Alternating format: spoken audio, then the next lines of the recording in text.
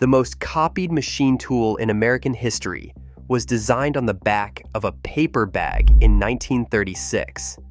Two Swedish immigrants, who had spent the previous year failing to build a hedge clipper, built it instead. More than 20 manufacturers copied the design. Rudolph Frederick Bannow was born on April 15, 1897, into a country exporting its working class to America by the shipload. By the time he was 13, his family had crossed the Atlantic and settled in Holyoke, Massachusetts, a mill town in the Connecticut River Valley, filling up with Scandinavian immigrants looking for factory work. Bannow finished grammar school and apprenticed as a pattern maker. A pattern maker carved precise wooden forms used to create sand molds for casting iron and steel parts. Every gear, every housing, every machine frame started as a wooden pattern before it became metal.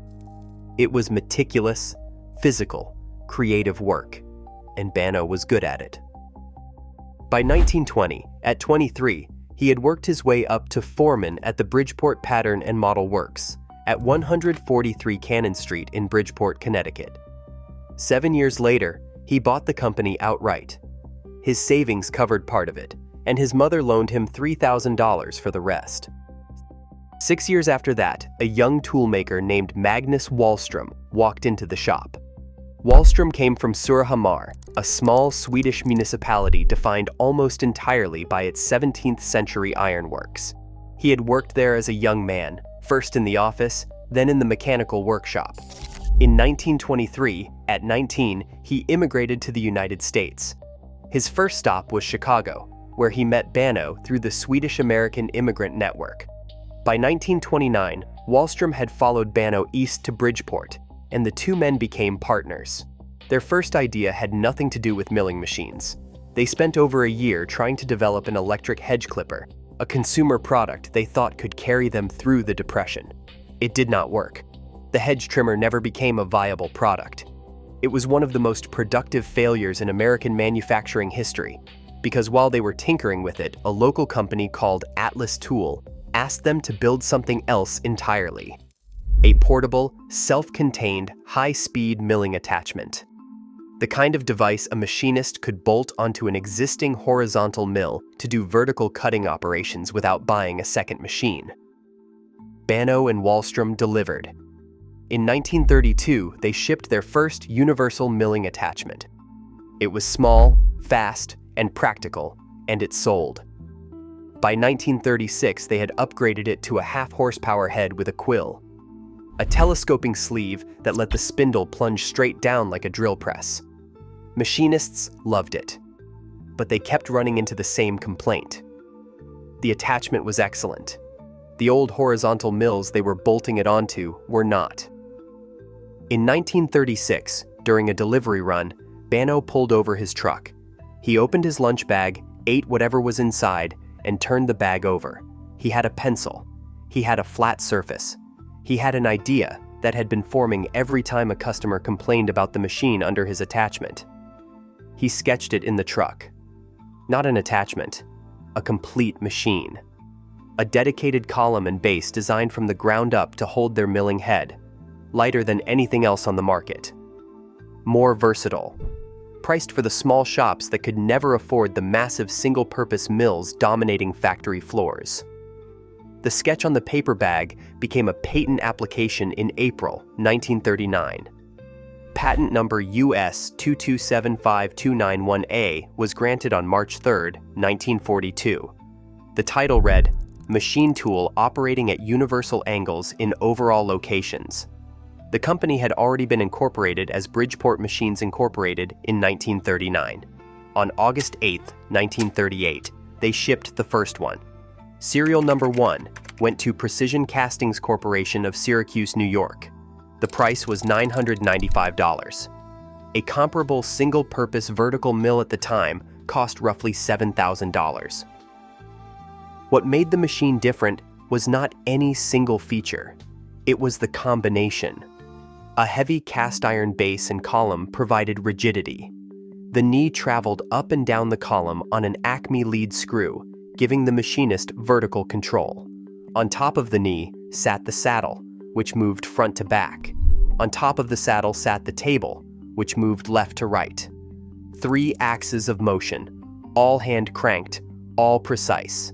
But the real genius was above the column, a turret that could rotate a full 360 degrees. Through that turret slid a horizontal ram, allowing the entire cutting head to be extended forward, retracted, or swung to any position. The head itself could tilt in 2 planes, letting a machinist cut at compound angles without moving the workpiece. The quill plunged straight down with one hand, while the other controlled the feed. One machine, one operator. Every cut that previously required repositioning the workpiece on multiple machines could now be done from a single setup. A lathe, a Bridgeport, and a grinder started more machine shops than anything else. The timing was almost too precise. By December 1941, the United States was at war. Factories across the country were converting to military production, and the demand for machine tools exploded overnight. The War Production Board needed machines that were versatile, fast to set up, and simple enough that newly trained workers could operate them. The Bridgeport met every requirement. It was compact enough to fit in a submarine repair shop, and accurate enough to manufacture aircraft components. The factory on Cannon Street ran around the clock, 7 days a week, and still could not keep up. By January 1945, Bridgeport had shipped its 5,000th machine. By 1948, the 10,000th. The company had completely abandoned pattern making. Every square foot of floor space was dedicated to building milling machines. One measure of how deeply the Bridgeport embedded itself in the war effort survives today aboard the USS Pompanito, a Balao-class fleet submarine that completed 6 combat patrols in the Pacific. The Pompanito is now a museum ship at Fisherman's Wharf in San Francisco. In its machine shop, a vintage Bridgeport still sits bolted to the deck. It was recently fitted with a donated digital readout to help fabricate restoration parts. The machine is still making chips. After the war, the Bridgeport did not fade. It became the foundation of peacetime American manufacturing. In December 1951, the company moved into a massive new plant at 500 Lindley Street in Bridgeport, Connecticut. The first machine shipped from the new factory was serial number 14,476. The 100,000th followed in 1967. The machine kept evolving. The original M head gave way to the J head, which introduced a tool holding system Bridgeport designed from scratch. The R8 collet, a taper that allowed for fast, secure tool changes, became so universally adopted that it turned into an open industry standard. Thousands of machines from dozens of manufacturers still use R8 collets today because Bridgeport designed the right answer the first time. Rudolph Bannow died in 1962 at 65. He had been elected president of the National Association of Manufacturers in 1959. The son of Swedish immigrants who had borrowed $3,000 from his mother to buy a small pattern shop, had become one of the most prominent industrialists in America. Magnus Wahlstrom took over and guided the company through the rest of the decade. In 1968, Textron Incorporated purchased Bridgeport machines for approximately $101 million. The 2 Swedish immigrants who had started with a failed hedge clipper had built something worth 100 times what they paid for it. The conglomerate years were not kind. Textron had priorities that had nothing to do with machine tools. The company was eventually sold in a management buyout in 1986 for $77 million. The Bridgeport's core patents had expired in the 1960s and the 1970s, and a massive clone industry had emerged primarily from Taiwan. Companies like Jet, Sharp, Acer, and Kent produced identical knee mills at prices the Connecticut factory could not touch. A Taiwanese clone sold for $5,000. A genuine Bridgeport cost significantly more. The company tried to pivot into CNC machining centers to compete with Japanese manufacturers. it struggled to shed its identity as a manual machine company. In February 2002, Bridgeport Machines filed for Chapter 11 bankruptcy. After 64 years of continuous operation, the most recognized name in American machine tools was insolvent. In November 2002, Harding Incorporated signed a licensing agreement, and by the first quarter of 2003, it was building genuine Bridgeport Series 1 knee mills in Elmira, New York. The Bridgeport Series 1 is still in production today. That fact alone tells you something about the design. Rudolph Bannow sketched it on a paper bag in 1936.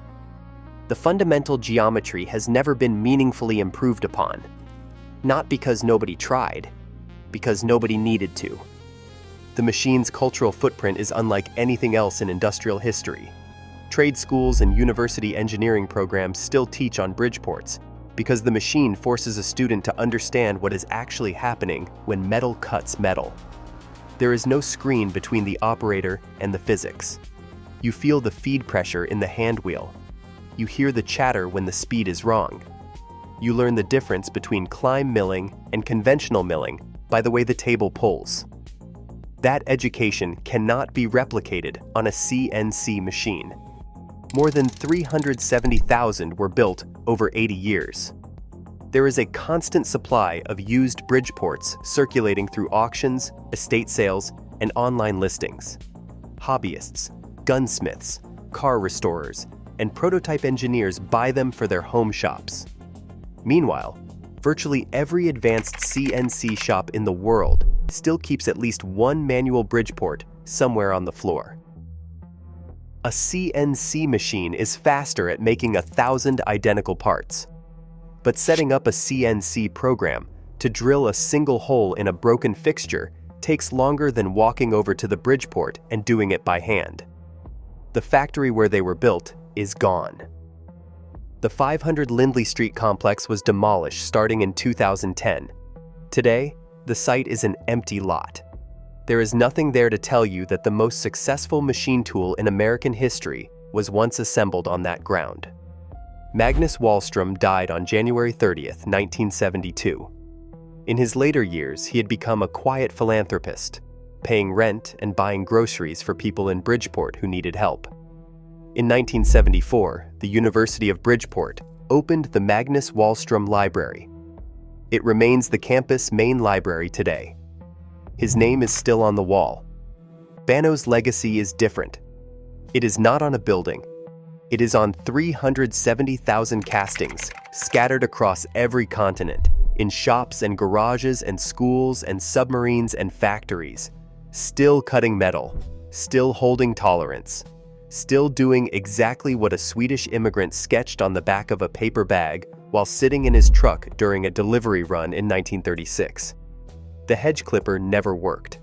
The machine that came next never stopped.